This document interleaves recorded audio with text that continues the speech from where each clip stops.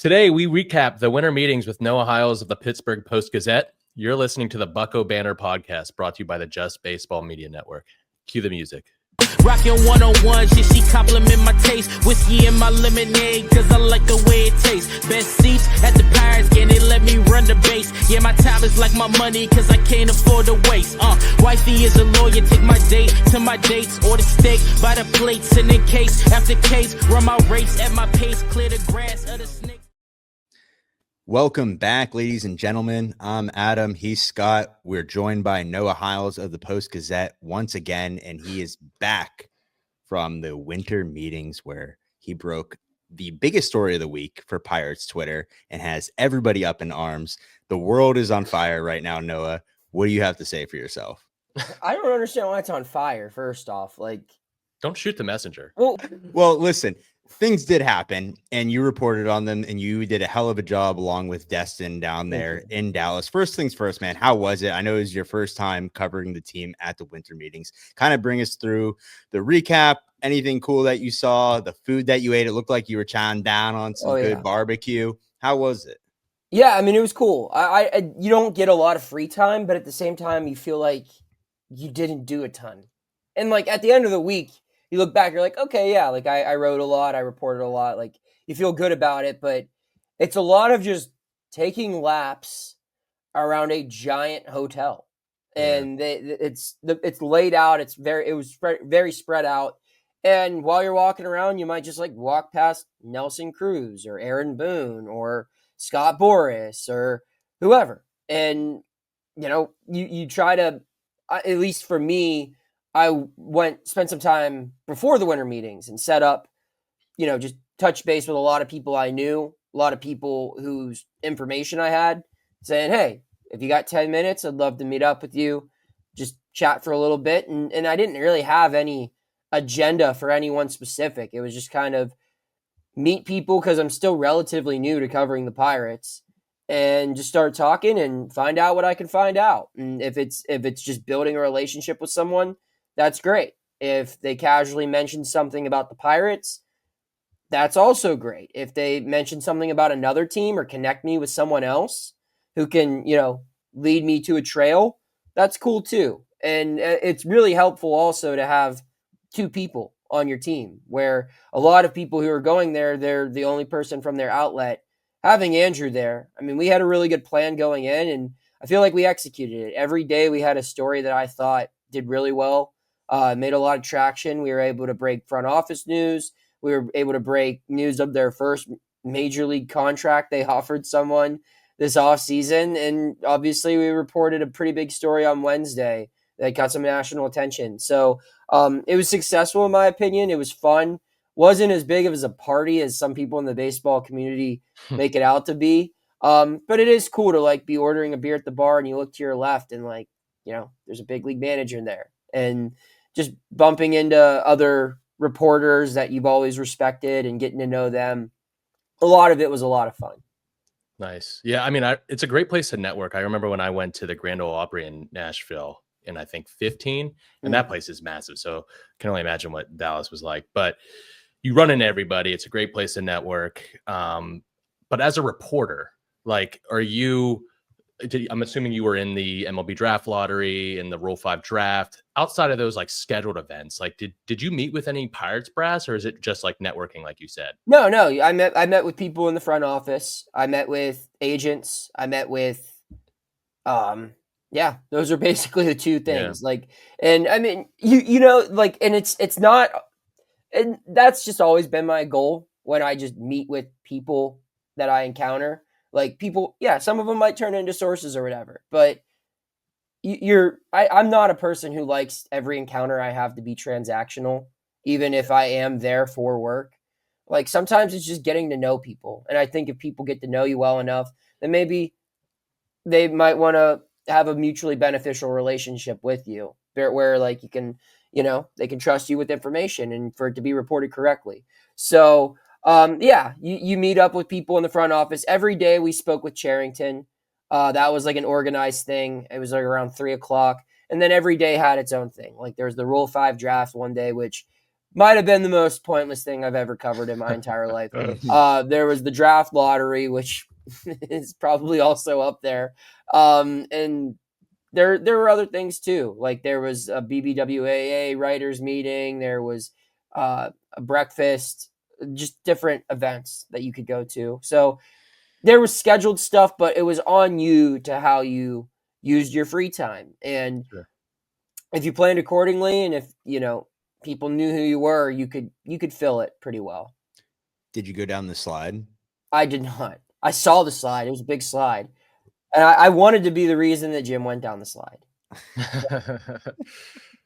Amazing. Was it he would only go down the slide if they signed somebody? It was a major league free agent or a major league Okay. acquisition. And I said them getting Elvis Alvarado was because they signed him he's on the 40-man. Split, yeah. Yeah. Right. But Ethan, who knows a lot more about this than me, and I'm not going to call him out because I like Ethan a lot. And Ethan said, no, that doesn't count. So that's unfortunate. Okay. Well, But, hey. but I mean, he ended up going down the slide. He went down the slide because they got Spencer Horwitz.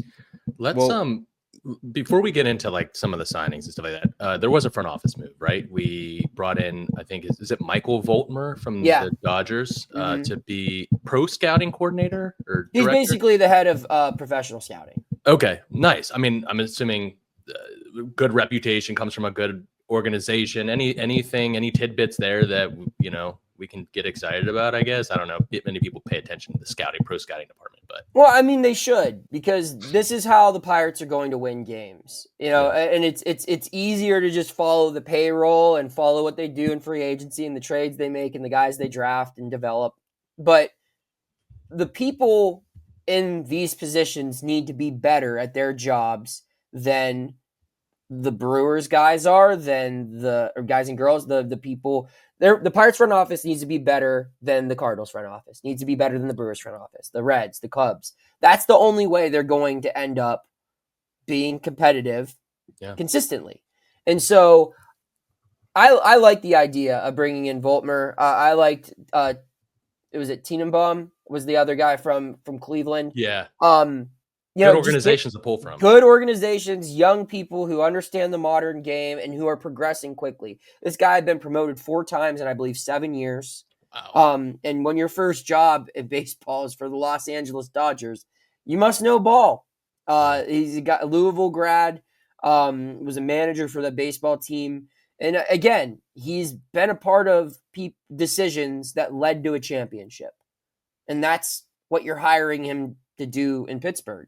So, and pro scouting has not been great here. I mean, when you look at the track record, the way they've evaluated people who they've acquired through free agency or trades that were coming in at the major league level, it hasn't been good enough. So a new voice, a new vision there was needed, and I'm excited to see what it can lead to. I mean, it's definitely been a theme of this offseason, right? While we haven't seen many major league signings, we've definitely seen a ton of front office signings, and in that aspect, they have gotten better.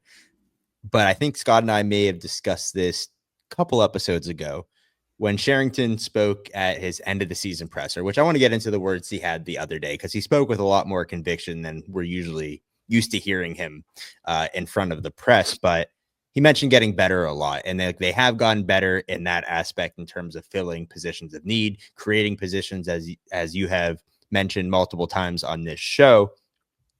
I'm afraid, a little bit of me is afraid that that's what he meant when he was talking about getting better, and it wasn't necessarily adding the talent that needs to be added to this roster. Do you have any inkling that that might be the case where it's like, hey, yeah, we need to get better because we're not doing our job, so we need to get better, but we're going to kind of ignore the elephant in the room of the product on the field also needs to get better at the same time?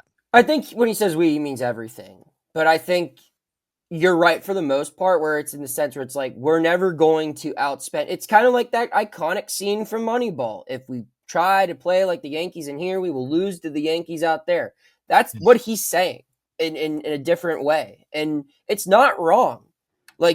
You can get better production in right field, but for what the Pirates have to spend, or what the budget that they've been given by their owner, you can only go so far with that.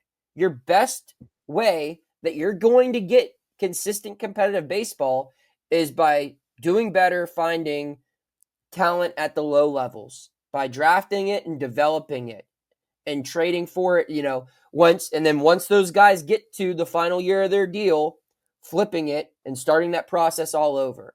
They had an opportunity to do that when they all came here and started, and most of the young talent that they drafted and developed hasn't really panned out, especially on the hitting side of things.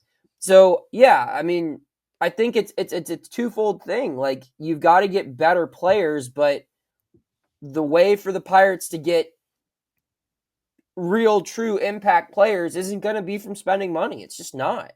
Yeah. And you're going to have to draft it and develop it. And you can get, guys in free agency or through trades who can hold down the fort until those impact players come. But if you have an organization that consistently has waves of talent after waves of talent, which was kind of the case here not too long ago, but then it kind of stopped. And so if you can get back to that, now you're cooking. And that's what they need to get to. And that starts with, like what Ben said, it starts at the front office level. And that's why they're making all these moves inside the management of the baseball operations staff. Yeah, I said last time Adam and I recorded that it feels like Cleveland is Pittsburgh, but with better decision makers from top to bottom. And them, Tampa Bay, Milwaukee, like they have this continuous loop of players where like, hey, we're not going to be able to extend him. We're going to get something for him. They trade him at the trade this guy at the right time, but they got the next man up. And like, one, we aren't developing, and two, we aren't like getting the proper value for the assets that we have, it feels like. So that brings me to, I might just jump into this trade that happened this week real quick. Luis Ortiz, I was really sad to see him go. And I was really sad to see, I figured he was a trade chip for this offseason. And then I was also sad to see Michael Kennedy, even though I don't want to have a prospect hug, I thought this package could have gotten someone more proven and could have gotten a bigger name per se. That's not to say that I don't like Spencer Horwitz. A lot of his numbers or his peripherals are good in terms of, he gets on base a lot. He's got more power than most guys on the team. His WRC plus would have ranked first on the team this year in 300 at bats. But do you think, long-winded question here, do you think they sold high on Luis Ortiz possibly? Like they traded him before it was too late? And do you think they got the proper value with the package they gave Cleveland? Every transaction you make is a gamble, right? I look at it like they chose to bet $100 on a parlay rather than $500 on, a favorite. Because the payout is higher if this hits. But they're banking on, they knew Horwitz well, because of Ben's connection to him. A lot of people in the front office, have worked for Ben or, in some capacity. He identifies the traits that he has, identify with, what they value as a front office. The hitting coach knows him well. They banked on that familiarity, and they thought that we can get 6 years of a player at an affordable rate rather than what we know. We know this is... We'll use Yandy Diaz as an example. We know what we're getting with Yandy. They're banking that finance plus ceiling of potential is going to outweigh, and longevity is going to outweigh that package, that parlay essentially. If it hits, it's going to be worth it more in the end than giving up Luis Ortiz. I don't know if I agree with that, just because there ain't been a lot of parlays hitting for this front office. No. And this recipe that they're going with, they're like I said, this is the exact type of player they've tried to acquire before. Someone they're familiar with. It seems like they only really make deals with the same 4 or 5 organizations, and they really, really, really value a finite list of traits, right? On base percentage, defensive versatility. There's not a lot of, doesn't hit the ball hard. And this to me just looks like more of the same. And that was my biggest qualm with it, was you just spent 2 months talking to us about how you're going to start thinking differently and how you're going to bring different thinkers in and how you're going to promote these young minds that are showing something in your front office into higher roles. And you're going to take people that had held those higher roles and you're going to put them somewhere else where you think they'll be better, or you're going to send them their walking papers. That's been the message since the end of the regular season. And then they go to winter meetings and they make the biggest move that they've made as a front office, and it aligns exactly with how they've been thinking all along. Now, granted, it's the most aggressive move they've made, so maybe this one's right. But this formula hasn't been working here. And so that's why I'm skeptical of it, is because it's not really changing anything that they've done before. It's just they're putting more chips in, on the table. It's a bigger move, but it's the same strategy. So I don't know. I think it's an upgrade from what they had. It's an upgrade. But just because you upgrade it, like what Scott, and the reason I'm saying this is because Scott's question was, it kind of pertained to could they have gotten more? I think they could have. They could have gotten more if the goal was to win for 2025 and 2025 alone. And that's what it goes back to development. If you have a guy in single A who you think can be in the big leagues in 2 years, you can use this trade package to get a Yandy Diaz. But when you have no development, you have no horses on the way, there are no reinforcements, these are the moves you have to make. You have to have someone hold down the fort for 3 years until you can potentially develop your own upgrade. So yeah, I think they got better. But is this the move? Was that package used to get the best absolute return for this team to compete in 2025? No, it wasn't.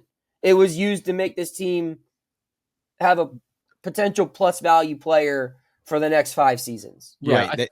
Go ahead, Adam. Yeah. They want some type of consistency. And what I was going to say is, like, this trade, if you did it 3 years ago and it's like, all right, now like we could see what he has and like we know we had this window, we're not winning then, so it's like, okay, it's dragged out for a certain period of time and we're not spending the money on it. Whereas like a Yandy Diaz or someone of that nature, you're gonna have to pay a chunk of change every year to keep that guy. And yeah, you know what he has, but it's like, are we trying to win now and improve the team immediately, or are we still trying to build for the future? And it kind of seems like we're stuck between a rock and a hard place, right? It's like we're in this like weird middle space where it's like, yeah, well, we want to win now, but we also are the Pirates and we're not going to dish out these big contracts and we're not going to bring in a guy for just a year if we're going to give up a Luis Ortiz, a Michael Kennedy, a Josh Hartle.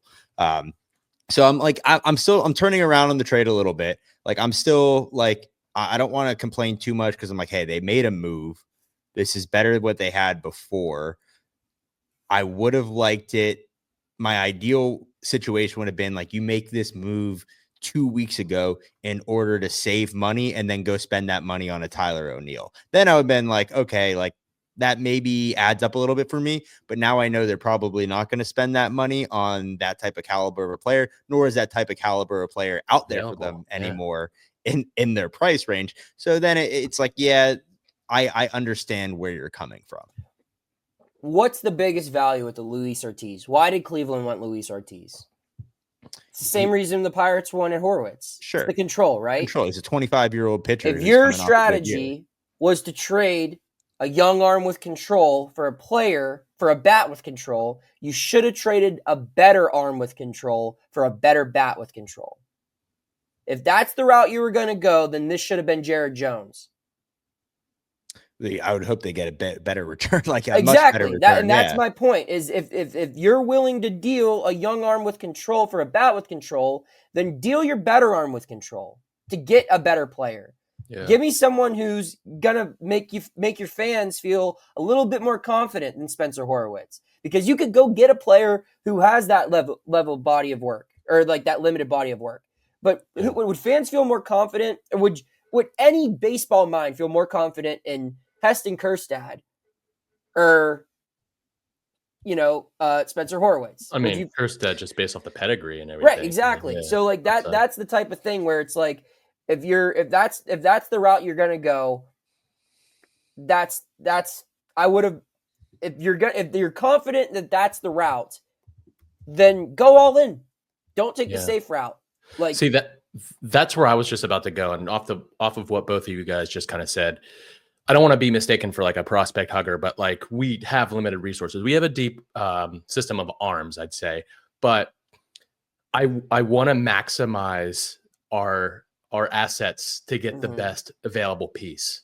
Okay, so like when I see Luis Ortiz and Michael Kennedy go for Spencer Horwitz, who's a 27-year-old first baseman, but he's under control until 2031. He's gonna be under control until he's what, 33 years old. Yeah, like that. Like he's like kind of older. He came out of Radford. I think he got drafted as might have been like a senior or an older junior, but it feels like they're still playing the long game. Like we saw it with the draft last year where it looked like they were drafting a bunch of high school guys in a college bat heavy draft. And they're taking a guy with a lot of control because they know him and he's controllable and cheap. It's just like, I think what I would like to see, and I think a lot of fans would like to see, rational fans, is a gamble. Like we're trying to win now. We got Paul Skeens for what, 5 more years? If that. So a Yandy Diaz, we know what he is. A Ryan Mountcastle, we know what he is. Go get the proven guy, and let's gamble when we don't have a guy like a Paul Skeens. I don't know. Like I feel like the window is now when you have Paul Skeens every single year. Especially at that position, Scott. That's my other qualm with it is if this is a corner outfielder, like there's more flexibility there. Where at first base, I feel like there were so many easy additions that wouldn't have cost this much to get.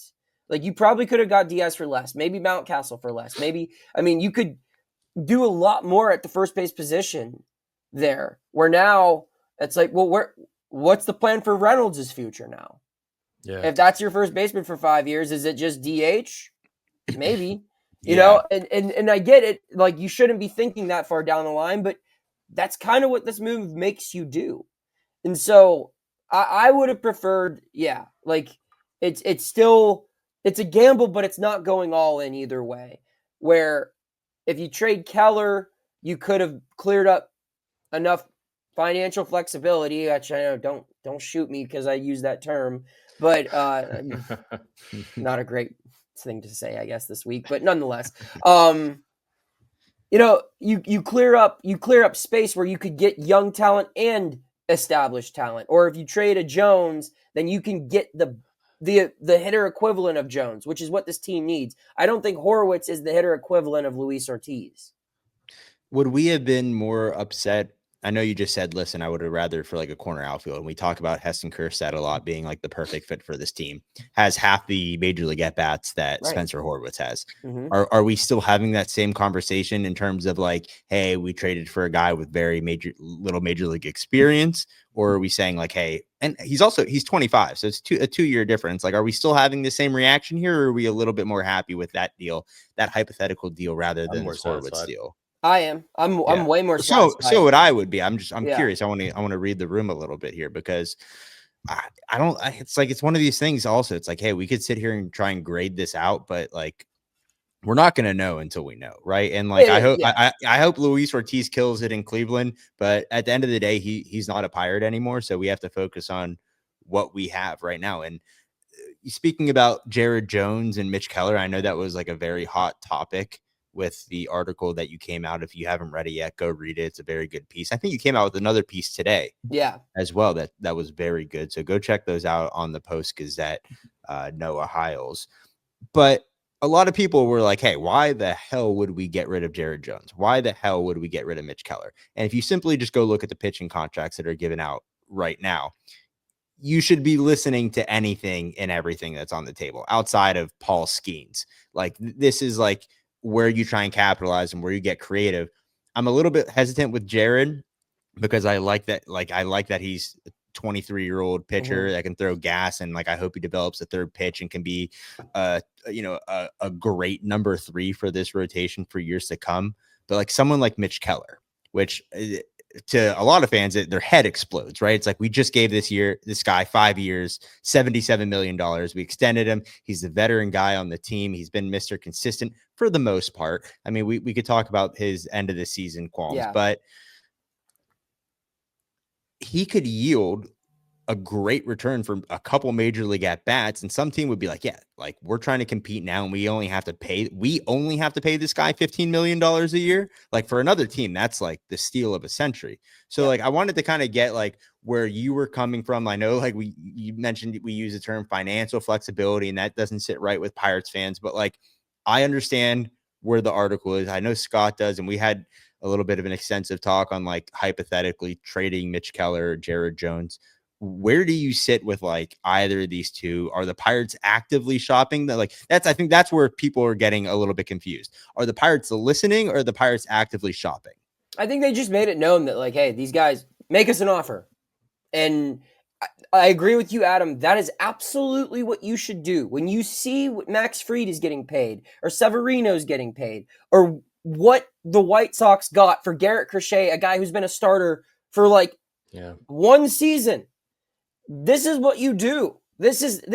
And for all the people who are upset, and I get it's 30 years of being gaslit is what is the reaction to this. And it's tough. I get it. I grew up watching this team just like everyone else. All of my friends, family love this team. I understand why fans feel the way they do when they see me write a story saying that one of the most exciting pitching prospects in the last 20 years that this organization has drafted and developed, and then probably the most successful pitcher this organization has developed in my lifetime, not named Garrett Cole. Those are the two guys that they're putting out on the trade block right now. And in the latter, they just signed to a 5-year, $77 million extension, which is so uncharacteristic. And for a lot of people, they thought, wow, they're finally committing to a guy. And they're like, wait, you're pulling the plug already? What the hell? But no, that's how baseball works now. This is a move the Tampa Bay Rays would do. This is exactly what Tampa Bay would do. And that's why Tampa Bay's good every year. That's why they're good every year. That's why they have top prospects every year. And it's because they're always thinking ahead. And to go to another sport real quick, Belichick was famous for what? You get rid of a guy a year early rather than a year late. Let's look at what this rotation is going to look like next year, right? Skeens is going to be your ace. He's also going to be the leader of the staff. They're not going to need Mitch to be the leader anymore when Skeens has got 2 years of service time. This is going to be his team to lead. You're going to have Jared Jones as the leader of the staff. You're going to have Bubba Chandler now up there. You're going to have possibly Ashcraft, Harrington up there. Hunter Barco is going to be knocking on the door. Oviedo is going to be a year back. Bailey Falter. You have so many other options. Do you really need Mitch Keller? There's a chance that Mitch Keller is the number 5 starter on this team heading into opening day 2026. And you're going to be paying him more money combined than the rest of your rotation. This is absolutely a move. Excuse me. Ugh.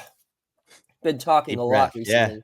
This is absolutely a move that you explore at the very least. Because like I said, if you do trade him, the return is going to net you either one very, very talented young player that would be similar situation to Horwitz, but with a much better pedigree.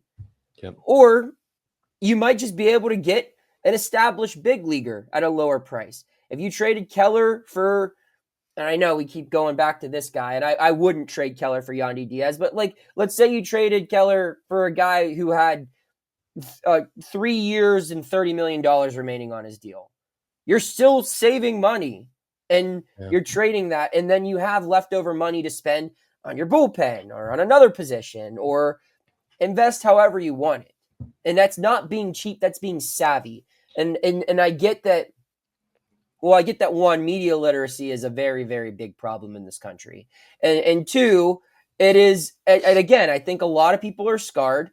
And I think that when they see the terms financial flexibility and trimming payroll, they immediately jump to the conclusion that this staff or this organization is trying to trade Mitch Keller for 19-year-olds in single A. And that's not what they're doing. If they were to trade Mitch Keller or if they were to trade Jared Jones, it would be franchise trade. It would be a franchise changing move one way or the other. And you would see the immediate return on opening day in 4 months from now. I'm going to continue on the financial flexibility topic because this is a fun one. I just saw something the other day on X, Twitter. The Everything app. Everything's on X. Everything app. Yep, exactly. The A's were one of the most aggressive teams going after Max Fried. They were aggressively going after Max Fried after giving Luis Severino the biggest free agent contract in their franchise's history. While the Pirates are shopping Keller and Jones in order to clear up financial flexibility, I think that, like you kind of touched on this already, that's kind of misinterpreted. Like they're doing it because of the starting pitching market right now and the value. But can you see where Pirates fans or baseball fans in general are thinking, like, what are the Pirates doing? Because they've got like a franchise altering pitcher. Jared Jones is also his best friend. Does that cause is that an issue in the clubhouse, like morale wise? I don't know. I mean, I'll start at the first point. Yeah, because I think that's a really good thing to bring up. The finances are what the finances are, and the reality is, it's clear that they're going to probably be in the bottom 5 of payroll for the majority of Skeens' time here. It's just clear. I don't have the specifics on everything, so I don't want to throw any reasons out. But I mean, people could speculate if it's because of the TV revenue not being as high or whatever else. But it's clear that they're just I don't think they're ever going to be outside that bottom 5, just based off the vibes and everything. So you can be mad about that. You should be mad about that. I think it's nonsense. If you can't spend $100 million on payroll, then you probably shouldn't own a baseball team. Yeah. And that might be a comment that gets me in trouble, and I request you don't put it on a quote card. But you don't have to edit it out, because that's how I feel. Yeah. And it sucks. But that's your reality. Your reality is that a man who does not want to spend a lot of money on baseball because he likes his profit margins the way they are owns your baseball team. So you have to try to do things to win within these margins. The A's might be just spending money because they just kidnapped the team from a city where it's been for 50 years, and the players union might be a little pissed at them. Yeah. So you might have to do a little bit more.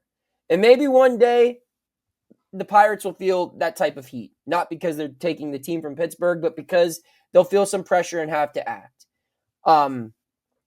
But you got to play the game with the hand you're dealt. And right now, this is the hand. You can make your billboards.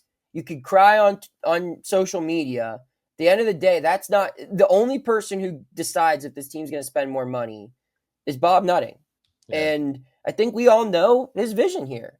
It's only going to go up as if they start winning and more people start showing up and more people start watching on TV and all of that. And I get why people don't want to commit to that until the winning starts. So you got to play within your budget. What was the second point that you made? I just mentioned like clubhouse. Oh, the Jared Jones thing. Yeah. That's another good thing. I was actually asked about this on The Fan earlier today. How would I approach it to Paul Skeens if I was the GM and I just traded his best friend? Here's what I would say. Say, Paul, Jared is your best friend. But you know what you love more than Jared? Winning. And today we feel like we got you a step closer to pitching in the playoffs. That's why we made this move. Now, you could keep doing this here with Jared, or you can do what we believe. You could commit to what we've done. I mean, you have to commit to it, right? Like, unless you want to sit out for 4 years. This is a move we made because we think it makes the team better, and it gets us a step closer to handing you the ball in game 1 and saying, October is the month we hop on your back, and you take us as far as you can go, big dog. That's what I would say. And I think that that's what resonates, because as much as Paul loves Jared, and he probably loves Mitch Keller too. Like, sure, guys like their teammates, but at the end of the day, they all understand this is a business and they all want to win. And if you have to trade someone, I mean, the Red Sox traded Nomar Garciaparra in the middle of the 2004 season. You want to know why no one talks about that move? Because they won the freaking World Series. I forgot about that. Right? He was the face of their franchise and the most popular player in decades for that historic organization. They traded him at the deadline for 2 defensive upgrades. And no one ever talks about that. Want to know why? Because they won. That's Dave what I would Roberts say. In that deal? No, it was Doug Minkiewicz and the shortstop. What was it? Orlando Cabrera. Oh wow. He wore the goggles Oh out in the yeah, I ninth remember inning him. because he knew Yeah. he was going to get champagne in his eyes. Yeah, yeah. That's what you say, and I think if one, Skeens would absolutely respond well to that because everyone wants to know that their employer is putting them in the best position possible to succeed. And two, I mean, this guy's ready to become a leader, and he'll make new friends. It'll be okay. You'll still get to see Jared, you know, In every the now off and then. season. You play the Red Sox 3 times a year. Listen, like I agree with what you guys are saying, but it's at some point, man, like this offseason, it's tolling, right? Because like the fan base can be so brutal sometimes, and like you said, they've been gaslit for 30 years, right? Yeah, So it's I just get like why I get every I side understand of it, it. but it's just like it is exhausting, like reading it, because like no matter what move you're gonna make, it seems like you're gonna find, I'm not gonna say you or like us, but like as like when you're looking at social media, everything, it's like, well, like what about this? What about that? Like, why aren't they doing this? It's like you can't win until you actually win, Right. right? It's all So it's like I understand. speculation. Yeah, exactly, exactly. No, what else is gonna happen? I know Ben was a little bit look into the crystal ball. Tell me what they're gonna do. Right.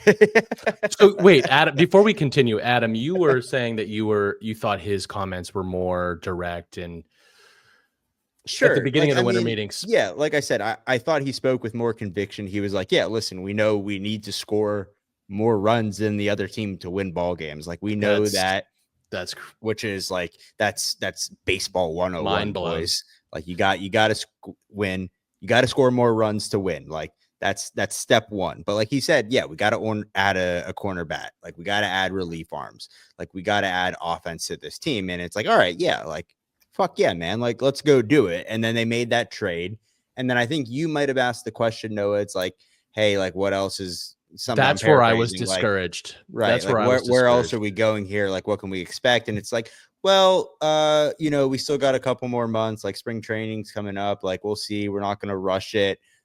I didn't have a problem with that. What was your response to that? Or like, where do you see this team going? Or potentially, like, is it going to slow down for a little bit, or do you think they're going to let things like matriculate a little bit and see how the rest of free agency plays out? Scott Moore, as a fellow Italian, you'll understand this. Never let them know how you're feeling, right? Isn't that the line? Yeah, it Yeah. is. Never speak your mind in front of people outside the family. That's what Ben Exactly. Cherington's doing. Sunny.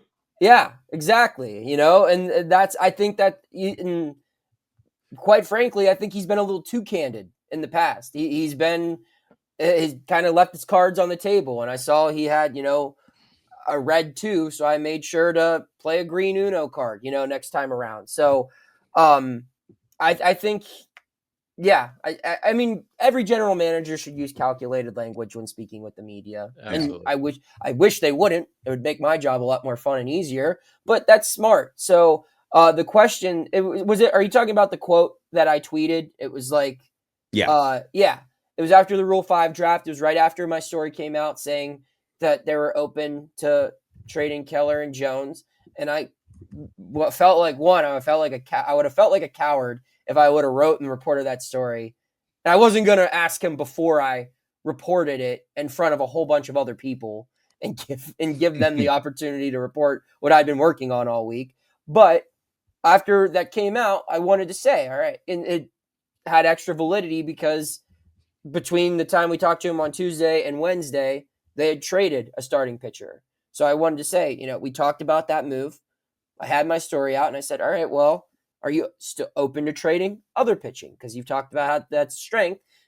You mentioned that you're only really going to make aggressive moves through trades this offseason. You only really have one thing to trade. So are you going to trade another major league starting pitcher? And that answer kind of, I thought, checked a lot of boxes. I thought he kept it low key. He also didn't completely shut down the idea, but he also said something smart, which is, I can't just trade every starting pitcher. It can't be Paul Skeens and then just the Indianapolis Indians out there. So I don't know. And to be fair, I think as frustrated as Pirates fans are with what they might feel is a lack of inactivity or a lack of activity this offseason, look around the NL Central. The Pirates have probably made the most aggressive move out of any team so far, unless you count the Reds hiring Terry Francona as their manager. The Brady Singer trade wasn't really that aggressive. Right. Like, I mean, in the winter meetings, by far, the Pirates were the most active. sure. So, a lot of Cubs rumors, though. I mean, right. I don't Yeah. know I mean, the what Cubs to are rumored to do everything from trade their most expensive player to acquire one of the best hitters one in of the the league. best hitters in the American League on a 1-year deal. Right. But so far, they've been the most active, or they were in the winter meetings. So yeah, I don't know. It's hard to read into any quote or language at this time of the year. I think that the possibilities are wide open.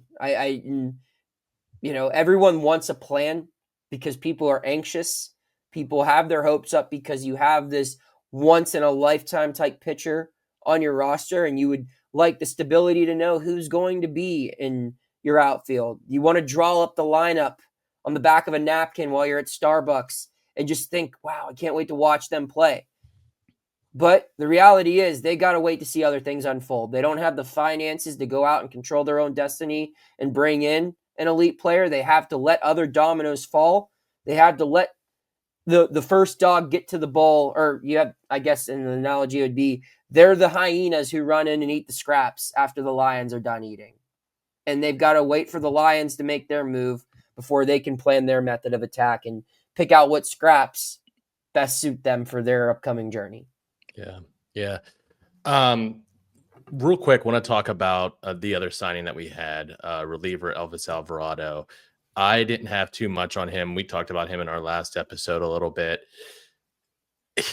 Any tidbits there, and what is the percent chance that he makes the opening day bullpen for this team? Because it seems like they bet on a guy that was a former outfielder who had a strong arm, and he throws hard, but Adam, was it an 18% walk rate? Something like that? Insane. He also, a third of his outs were strikeouts. So it's exactly. He's striking out somebody or he's walking somebody. Yeah. So there's upside there with the nobody's swing and hit miss, them, but they Brett got Strom another Kyle Nicholas. That's what this is. No, and I'm not being facetious when I say this. This is a guy who throws high 90s fastball. His fastball is actually better than Nicholas's as far as velocity is concerned. He's a fastball slider guy. This is right in their wheelhouse. I love this pickup. I mean, and if it doesn't work out, I mean, it costs them literally nothing to get rid of him because it's the split contract. So I don't know. I think it's a worthy flyer. Again, he profiles with exactly what has worked for them, and it's another. This might be a heat check for Brent Strom. Let's see how good you are, buddy.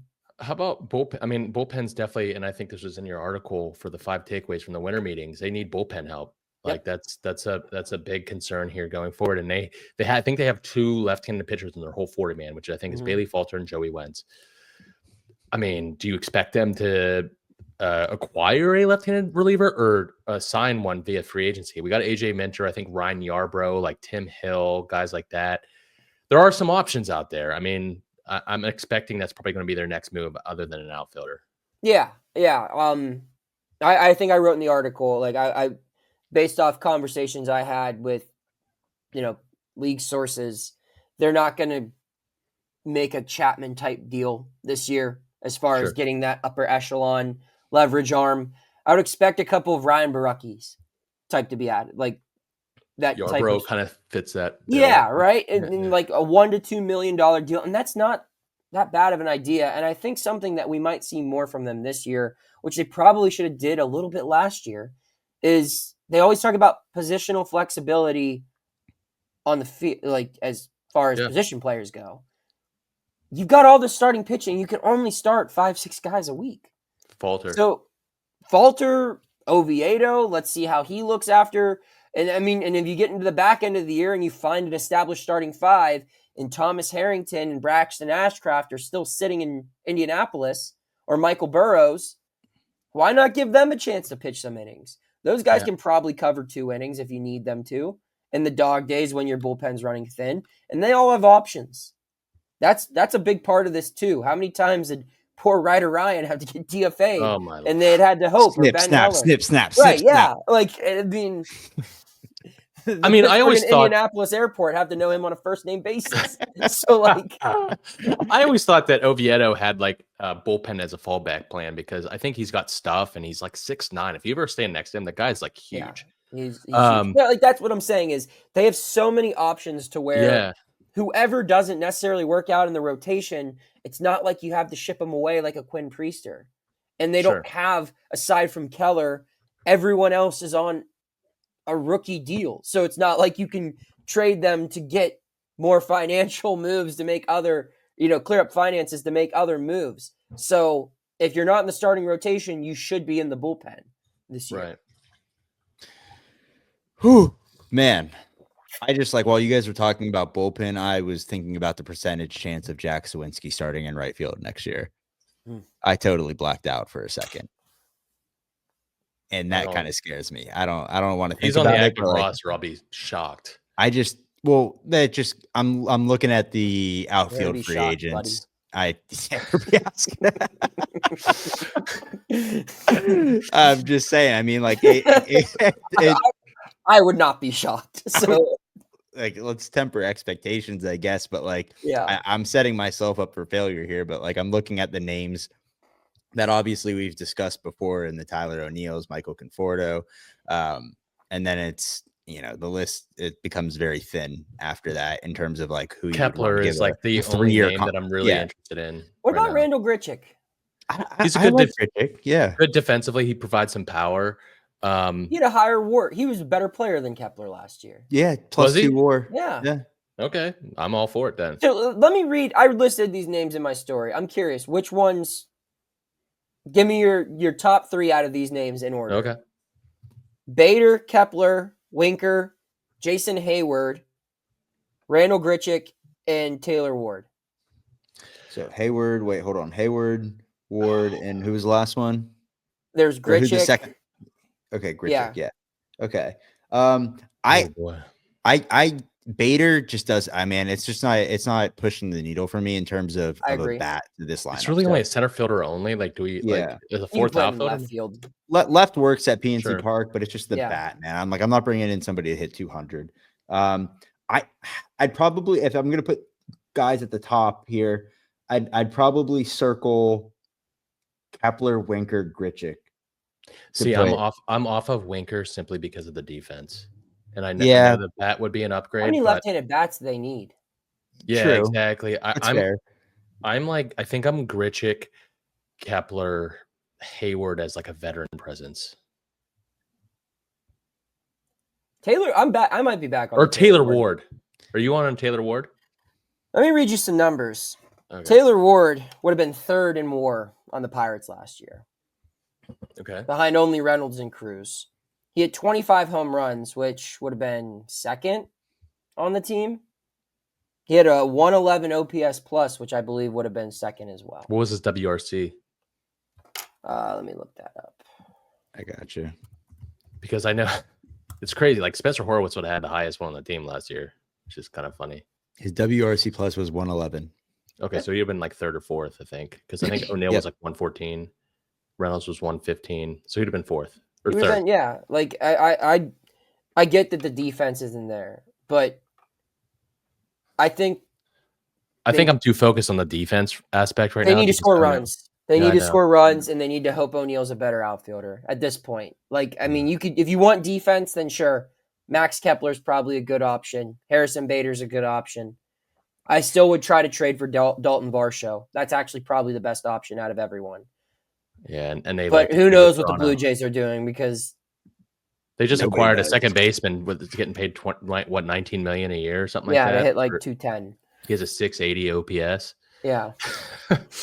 We'll have a lot of questions, man. A lot of questions. Well, guess what? We got a lot of time to discuss this over the offseason, and more stuff's gonna happen. Hopefully, at least around the league. Who knows what's gonna happen with the Pirates? But Noah, as always, man. Appreciate you coming on after the winter meetings. Glad you got to go down there and just absolutely kill it this year. And we are very appreciative of the work that you do, and so should the Pirates community. So Go read all of Noah's articles that he came out with. Continue to follow Noah on X. Are you on Blue Sky, Noah? I am. All right, go follow Noah on Blue Sky.